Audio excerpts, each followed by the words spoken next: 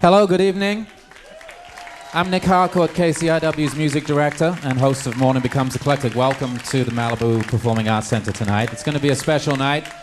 Some of you might have been here a couple of months ago when Sia was here, but maybe not. Okay.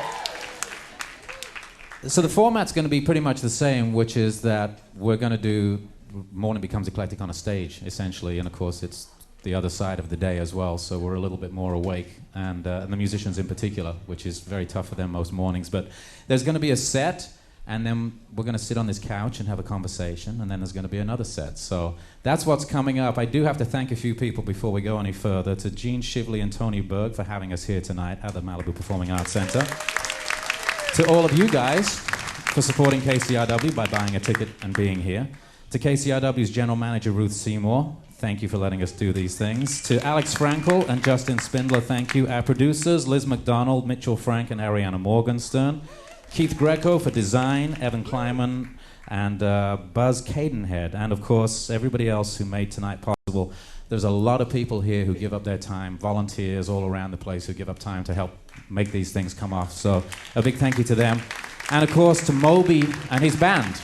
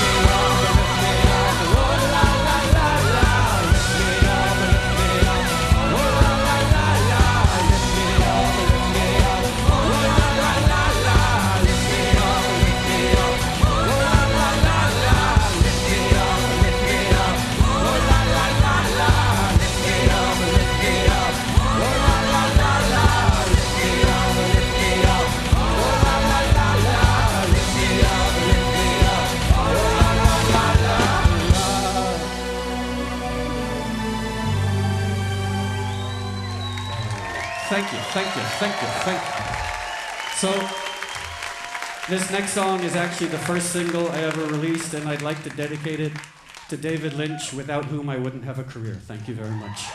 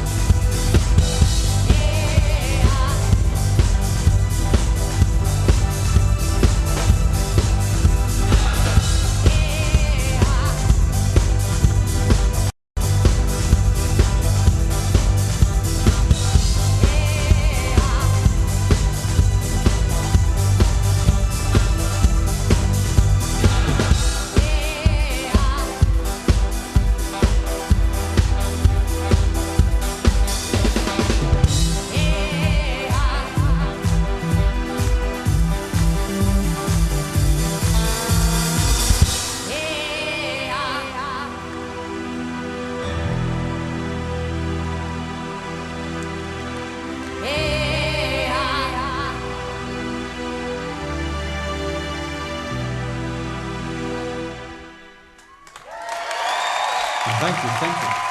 Hey, Laura, where's your tambourine? Uh-oh. Does anyone know where Laura's tambourine is? Lala? Has anyone seen the tambourine? Oh, there it is. There's Laura's tambourine. Is everybody having a nice time so far? Oh, good.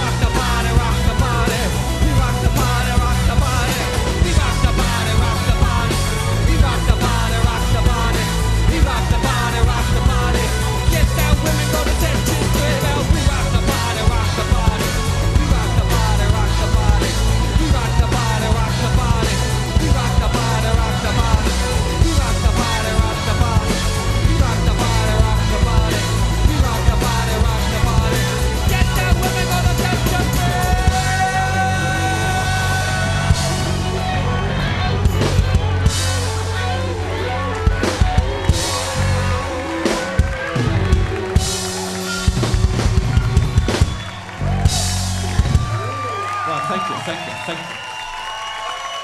And now,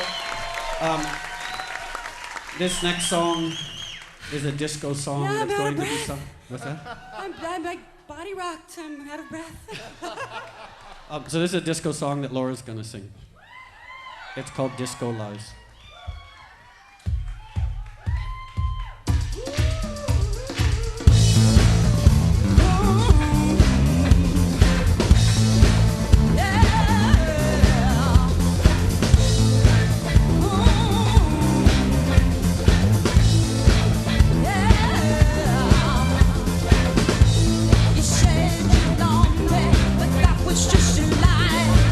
Just a lie.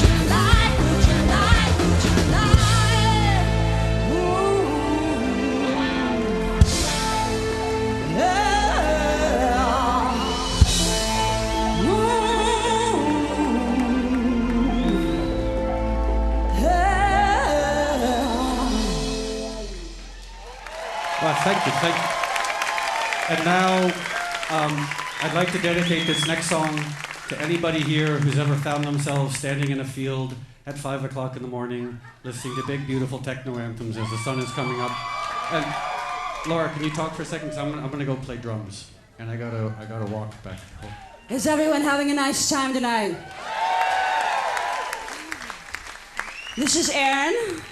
He's gonna come to the bongos, and Moby's gonna go back there. And you should definitely stay on your feet. For real.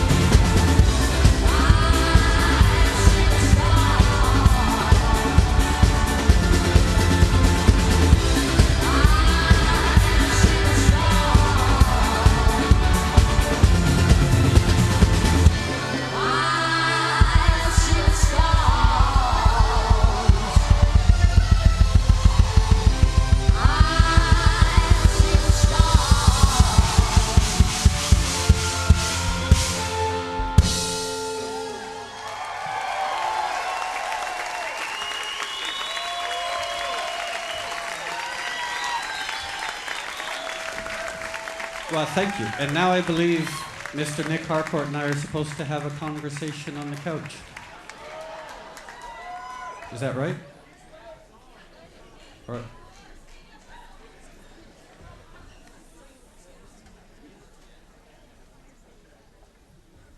Is this dead air?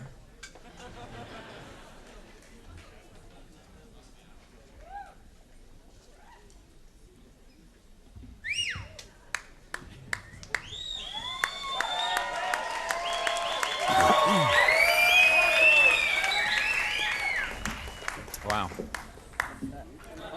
That's the timer. Are we on? All right.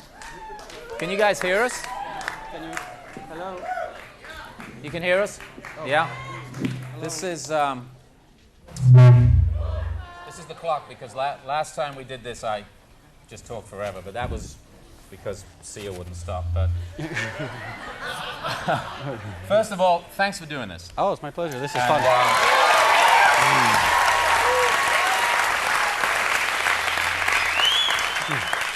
It's a little bit different to be playing 20 minutes of music and then stopping and sitting on a couch. Well, it's just strange having a couch on stage. And it's a partially seated rave, really, which I've never seen before. But anyway, thank you guys. We're just going to chat about whatever we feel like, really. I mean, I think a good place to start would be to talk about your introduction to music and, you know... As long as we don't talk about Scientologists, because... I was going to wait for that. The last time we did an interview, I sometimes have what I can call like interview Tourette's. Like you put a microphone in front of me and just nonsense. I don't even know what I'm saying. So I'm amazed that I'm still here because I thought some Scientologist was going to shoot me. Well, they might still. Yeah. You know, you never know. That would be such a terrible way to go, killed by a Scientologist. If you could pick the Scientologist to kill you, which one would it be? Well, if you had your pick. The only one who seems halfway respectable is Jason Lee. Okay. So, like, if I had to get shot by a Scientologist, I guess Jason Lee. Okay. Jason, if you're here. Yeah. Let's talk about music. Let's talk about the music that first encouraged you, first grabbed you, the music that first made you tap your feet, or tell us a little bit. I remember about that. the first time I remember hearing a song was "Proud Mary" by Creedence Clearwater Revival, and I was 3 years old, and I was in the car with my mom, and "Proud Mary" came on, and I wouldn't get out of the car until the song had stopped. But she used to lock me in the car all the time anyway. Especially like if she was going to buy drugs, she'd leave me in the parking lot. So. See, now you know why we picked him, yeah. Right? Mm-hmm. 3 years old though, and you actually remember that? I remember it so well. We had this crappy, like falling apart white Plymouth, you know, with like the exhaust pipe held on by twine, and had no heat, certainly no air conditioning. This was back in the 30s before they had air conditioning. And I remember it so well. The car stopped, and I heard the beginning of "Proud Mary," and I was just like, what? This is the best thing I've ever heard in my entire life. Oh. Oh, okay. This is better. Hello? Should we start again? No. Okay. Yeah, so that, and then my mom had really strange taste in music. Like, she loved the Byrds and Crosby, Stills, Nash & Young, but she also really liked Miles Davis and a lot of experimental classical music like Stravinsky. So growing up, that's what I was exposed to. What was the first record you bought? The first record I bought was a friend of mine found a $5 bill on the street, which for us at the time was like more money than I even knew existed. And because I was there, he gave me $1, even though he found it, which I thought was really generous of him. Not bad. And so I went to Bradley's, which was this horrible discount store in Connecticut where I grew up, and I bought the 7-inch of Convoy by C.W. McCall. And I took it home, and I kid you not, I put the little spindle thing in the 7-inch, I put it on the record player, and I listened to it 40 times in a row. And then, when I went to school the next day, I tried to talk like a trucker. Did you want one of those CB radios? CBs? That's all right. Did you? Well, I desperately wanted a CB radio, but unfortunately we couldn't afford it. Like, the closest I could get was the 7-inch of the single, not the actual radio. It's really funny. I remember when that song came out as well. I was living in England, and there are truckers in England as well. And And I knew people who had CBs and they were just using them at home and pretending they were truckers. Mm-hmm. You know. That was, yep. So my friends and I, we were 8 years old at this time, 9 years old, walking through the halls of Birdseye Elementary School talking like truckers. Like, breaker 19, I got a smoky on my tail. It's like there's a bear in the air. We got. Did you buy a lot of singles? Was that the thing? Like every week you'd buy a 7-inch single, or? Well, they were a little out of my price range, and then I got a job cutting lawns, so I started buying records. How old? 9, 10. Really, when you're 9 years old, you should be operating heavy Machinery, equipment. yeah. And then I bought the Live and Let Die soundtrack. All right. Because it terrified me. I mean, it really is one of the scariest songs ever, because it starts off all gentle, when you were young, and then all of a sudden it gets scary and dark. And then the first Aerosmith album, and I remember the first time, okay, this is a little revealing, the first time I ever went to second base with a lady was... You can stop right there, because it was to the first Aerosmith album, and I was working up all my courage. We were 13 at the time. The only problem being that I now have larger breasts than she had, and I had no idea what I was doing. This is way too much information. And I'm telling you. it's only, no, it was gentle. And then she broke up with me and went out with my best friend because I didn't know how to kiss. I know, it's true. But then I was at a party about 10 years ago and I saw Steven Tyler, and I said, Steven, Tyler, the first time I went to second base with a girl was to Dream On, and he was completely disinterested. Don't you hate those moments?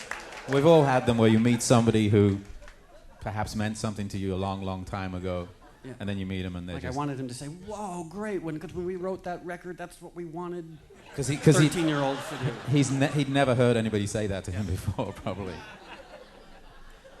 I have a Deep Purple Richie Blackmore story that can actually wait for another day, but similar thing. You went to second base with Richie Blackmore? Yeah, exactly. When he was younger. But, okay, so buying singles, buying records, listening to the music in your mom's car. Yeah. Cassette? 8-track? Vine. Well, I would steal her records, too. She had a really good record collection, so every month or so she'd have to go to my bedroom and take back the records that I'd stolen from her. And would you put them on cassettes or something and tape them yourself? And Yeah, and I used to tape a lot of music off the radio. did you make mixtapes? Was that how it started? There was WNYU in New York. It's a college station. And I would there was this thing called the New Afternoon Show, and they would play punk rock and new wave. And so I would come home, because I didn't really have friends, and sit with the radio on and my finger on the pause button. And if a song I liked came on, so I still have these tapes with like 30 seconds of my favorite songs. It was Theater of Hate and Killing Joke and Minor Threat and Black Flag. So how did you progress from mixtapes to a career in music, DJing? Well, I started a hardcore band with some friends in high school, actually junior high school. And You just told me you didn't have any friends. Well, I had a few friends who also didn't have friends, so then we ended up, it was just by default. It was like no one else would hang out with us. We're like, It was well, the nerds hanging out. Oh, yeah.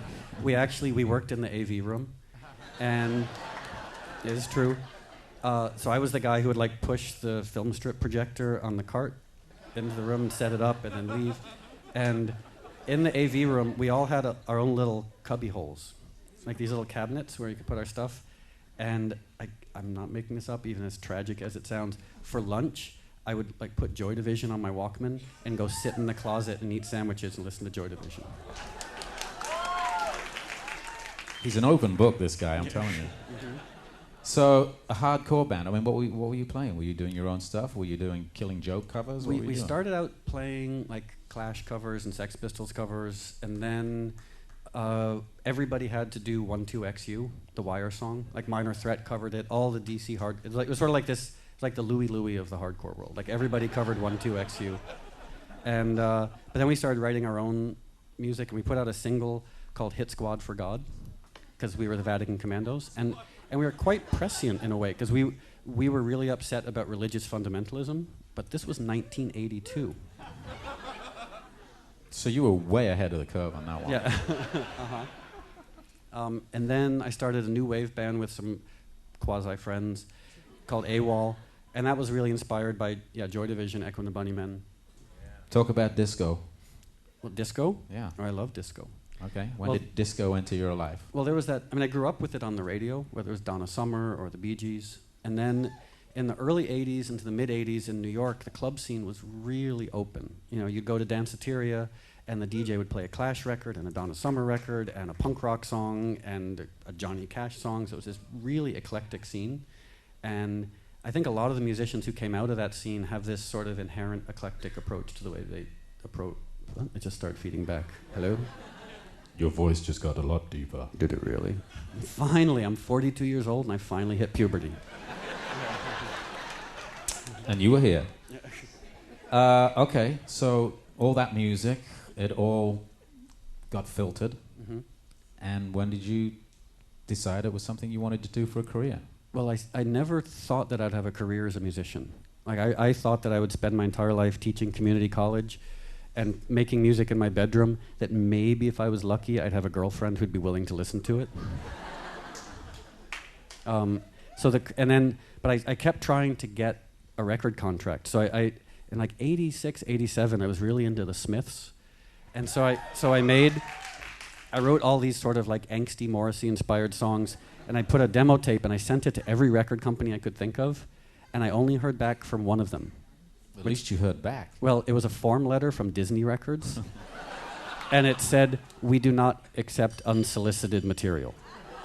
It didn't even have my name on it, but that was the only actual response I got to it. And then in '89, I got really into like the electronic, like house music and techno and hip hop, and I got signed to a tiny little label called Instinct Records, and it was such a tiny label that when I signed to it, they didn't have a name or an office or any employees.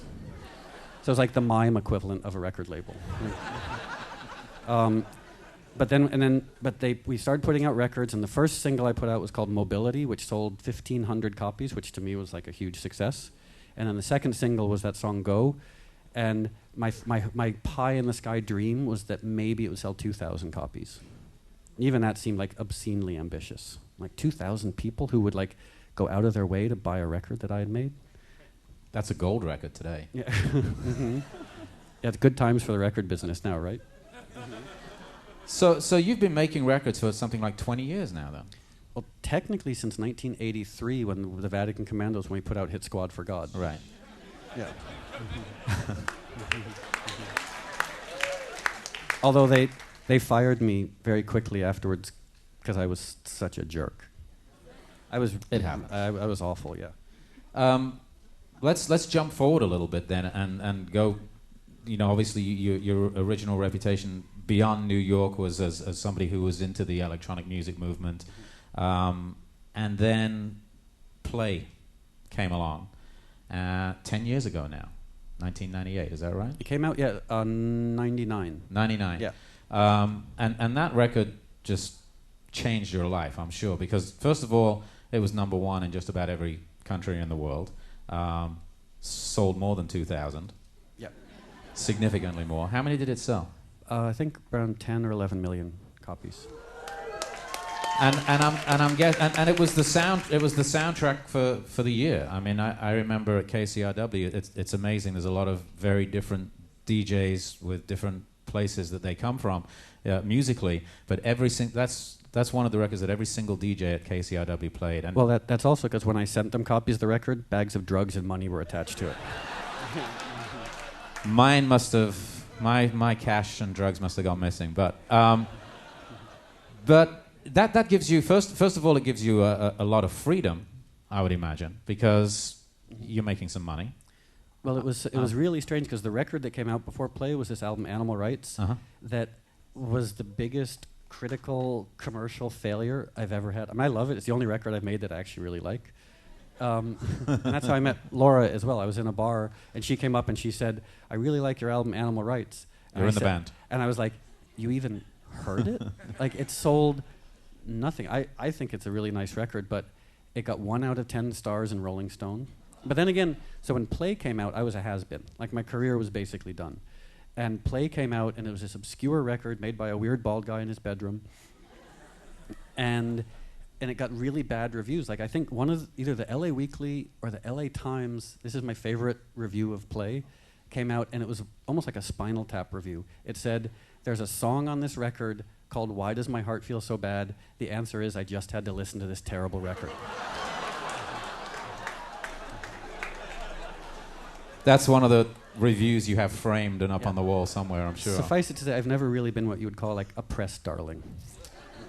I think you might have had a moment there. About 30 seconds, maybe, towards Yeah. the end of 1999.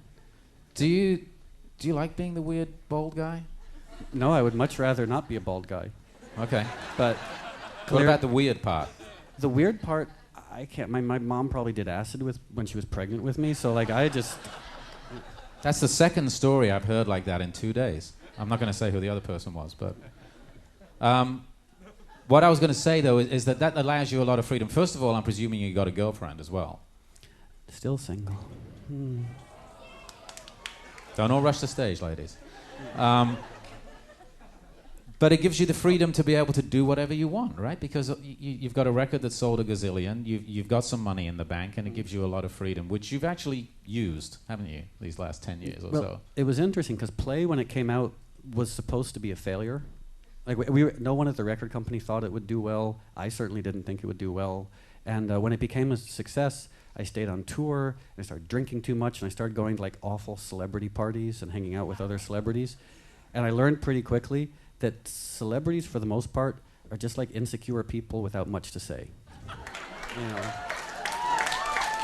And I mean, no offense to. I mean, there are exceptions. No offense to any celebrities in the audience. There are, except for you.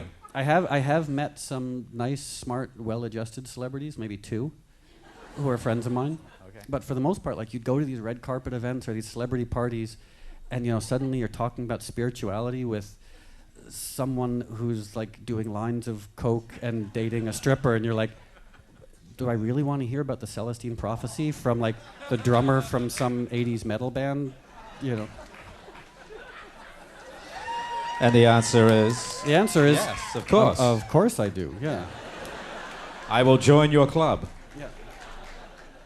So what else is going on? I mean, you know, after that success, I keep coming back to this freedom thing, which you're not buying into, but you have the opportunity to do pretty much whatever you want, don't you? You've made some more records, obviously. You've continued touring. You've indulged in some fantasies.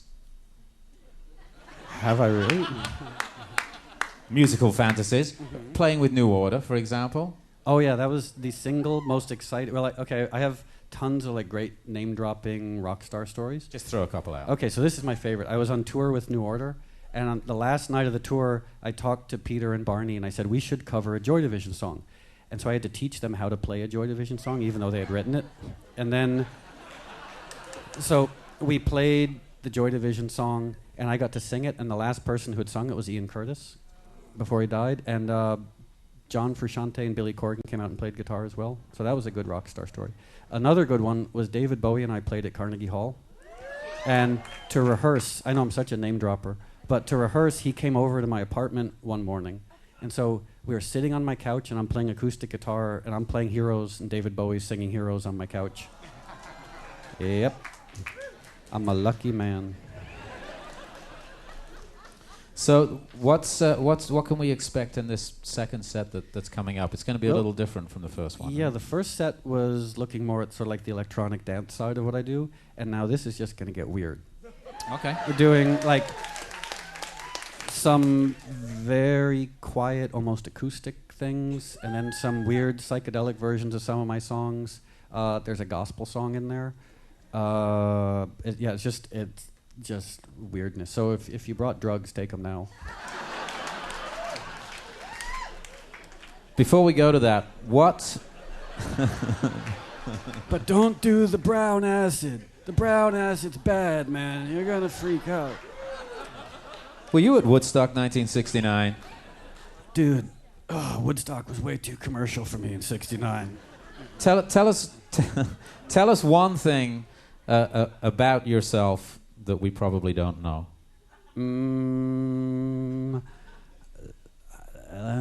Let me think. You know, I can think of like really uninteresting We things. know you're a vegan. Yeah. Okay. We know that, you know, you're outspoken about certain things like animal rights. I'm a loudmouth, yeah. It's annoying, I know. Did you take a vow of celibacy once? Oh, No. Oh, sorry.